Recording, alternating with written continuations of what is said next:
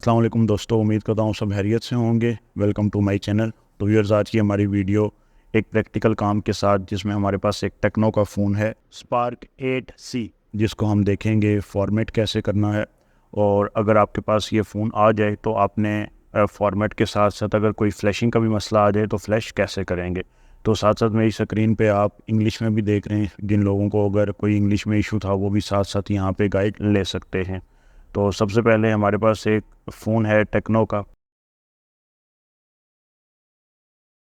इसका जो model number है वो है 8C KG5। ठीक है, 8C KG5 के ये मॉडल है। और इसके लिए जो टूल हम यूज़ करेंगे वो हमारे पास है CM2 में SP2 का सेटअप। ठीक हो गया।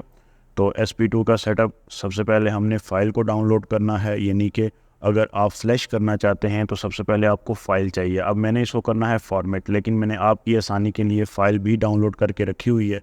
ये हमारी फ़ाइल की लोकेशन है।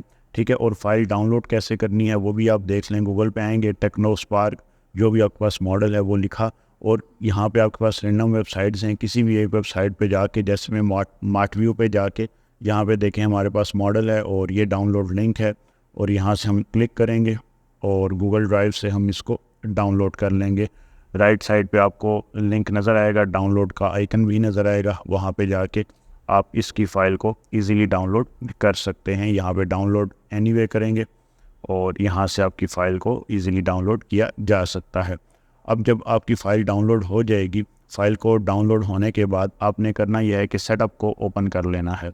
यानी कि आपके पास जो SP2 का सेटअप है उसको आप ओपन कर लेंगे, और जो आपके पास फ्लैश फाइल डाउनलोड होगी वो बेसिकली डाउनलोड होगी आपकी ज़िप फाइल में। तो किसी भी CM2 के सेटअप को ओपन करने के लिए ना, एक बात जहन में रखें कि अगर आप काफ़ी टाइम बाद कोई सेटअप यूज़ कर रहे हैं तो पहले डोंगल मैनेजर से उसको अपडेट कर लें। और SP2 में एक ये भी चीज़ थी, जैसा कि मैं अपनी पिछली वीडियोस में बता चुका हूँ, कि उसमें यूज़र और पासवर्ड था। ठीक है, तो वो भी आप पुट करेंगे। पहले हम इसको अपडेट कर लेंगे यहाँ पे, और अपडेट कंप्लीट होने के बाद हम यहाँ पे वापस आएंगे और हमारे पास अब है gate user name and password. इस पर क्लिक किया और हमारे पास इस टूल का, यानी कि इस CM2 डोंगल का यूज़र और पासवर्ड आ जाएगा। अब यूज़र पासवर्ड आने के बाद हमने क्या करना है, CM2 SP2 के सेटअप को ओपन कर लेना है। ठीक है, हमारा पासवर्ड ऑलरेडी पहले से यहाँ पे पुट है। ठीक है, क्योंकि मैंने आपकी आसानी के लिए सिर्फ बताया था कि कैसे करना है। और अब आपने सबसे पहले सेलेक्ट कर लेना है टेक्नो ब्रांड और देन उसका फिर मॉडल। अब यहाँ पे जो सबसे पहले आपने ब्रांड सिलेक्शन करनी है वो यहाँ से बूट पैक फाइल के ज़रिए ये ब्रांड ऐड हुए हैं, और यहाँ से जो आपके पास मॉडल है यानी KG5K, ये आपका मॉडल था जो आपने यहाँ पे सिलेक्ट कर लिया। अब जब सिलेक्शन के बाद पहला काम होता है कि बेसिकली सिलेक्शन 3 तरीक़ों से थी, तो इसलिए हम कंफर्मेशन के लिए पहला काम ये करेंगे कि जिस भी तरीके से हमने सिलेक्शन की है, सबसे पहले हम डिवाइस को आइडेंटिफाई कर लेंगे। ठीक है, आइडेंटिफाई से ये होगा, हमें पहचान हो जाएगी कि फ़ोन हमारा किस तरह अटैच होगा। और आगे अगर हम फर्दर प्रोसीजर करना चाहें तो हम IC से अगर कनेक्ट करवाना चाहें तो IC से होगा, ब्रांड से सिलेक्ट करवाना चाहें ब्रांड से, और इसी तरह नीचे फ़ाइल जो FDL फ़ाइल है वो भी यूज़ हो सकती है। अब यहाँ पे मैं कनेक्शन लिख रहा हूँ कि अगर आपने किसी भी चाइनीज़ फ़ोन को SP2 के साथ अटैच करना हो तो उसका तरीका ये होता है, सबसे पहले आपने पावर ऑफ़ करनी है फ़ोन की पावर ऑफ़ करने के बाद आपने प्रेस करना है volume up and volume down button. ठीक है, जैसा कि मेरी स्क्रीन पे अभी आपको लिखा हुआ नज़र आएगा, साथ साथ हम बाद में फिर प्रैक्टिकल भी करेंगे इसका। ठीक है, press volume up and then volume down, और उसके बाद हम साथ ही इंसर्ट केबल कर देंगे। ठीक है, यानी कि वॉल्यूम अप डाउन प्रेस की और साथ ही केबल लगा दी। अब सबसे पहले हम आइडेंटिफाई पे क्लिक करेंगे। ठीक है, वेट फॉर फ़ोन आएगा और अब हम यहाँ पे फ़ोन को अटैच कर देंगे। ठीक है, अब फ़ोन को जब हम अटैच करेंगे तो फ़ोन यहाँ पे हमें इंफॉर्मेशन या रिलेटेड अगर कनेक्शन हुआ उसका, तो वो यहाँ पे हमें फ़ोन को कनेक्ट कर देगा। अच्छा, बाद वक़्त यहाँ पे कनेक्शन में देर इसलिए भी हो जाती है कि या तो आपका सेटअप ज़्यादा देर के लिए ओपन रह जाए, या कोई इंटरनेट का इशू हो। ठीक है, या डोंगल मैनेजर जैसे प्रॉपर अपडेट ना हुआ हो।